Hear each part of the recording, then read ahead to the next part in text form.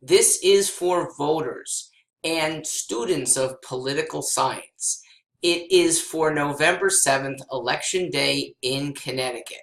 I won't be in this studio, so I'm recording a little early. I'll be out helping candidates. And I do steer. I think it's right. So if you see me in either New Britain or Farmington, you will see an advocate for good reason. I happen to like, in New Britain, Miss Stewart. No relation. But she happens to like the same colors. And in Farmington, Jay Gassim-Zadeh, I think he gets it. I think not just fresh blood, but a lot of fresh ideas. I like to think I'm a candidate of ideas, and he syncs up very well for Farmington. So good luck to you both. I want to speak about a proposition that in politics it is possible that money doesn't matter. Let me throw out Exhibit A. Now, this is at the federal level, that we have gotten sophisticated enough to know you don't fool us with big bank accounts. And in fact, big donations are more a sign of a corrupt would-be candidate than small donations. Okay? Why did Bernie Sanders have overwhelmingly more support with his $20 donation levels than Jeb Bush? Okay? Voting support. Bush raised almost $100 million and had to drop out after 2 primaries. For Jeb Bush, that high fundraising actually became an albatross around him. Okay, to some extent, I think that happened with Hillary Clinton. I mean, most people were turned off by her fundraising for the sake of doing favors later. But it really became to some marginal people clear that this was the candidate of corruption. High status matters.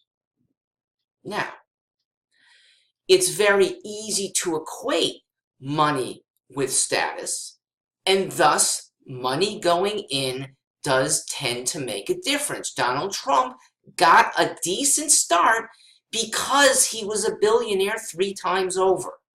And that's why if Michael Bloomberg decides to run in 2020, he will be the front runner. He will. He's worth 10 times what Donald Trump did and served as mayor for 12 years. Okay, so he will be the front runner if he decides to get in. Money equates to status, but I do think status is the more important element.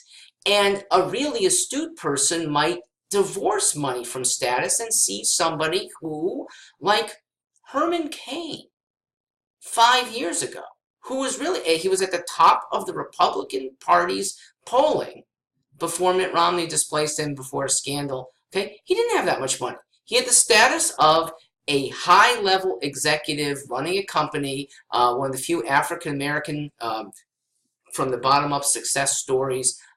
Look, he was great on the stump as well. It translated into status.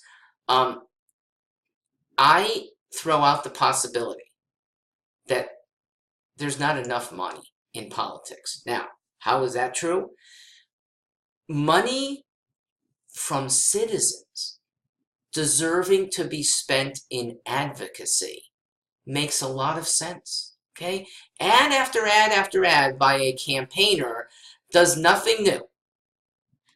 A few new ads from citizen Mrs. X, citizen Mr. Y, saying why they're behind an issue or why they're behind a candidate would really elevate democracy.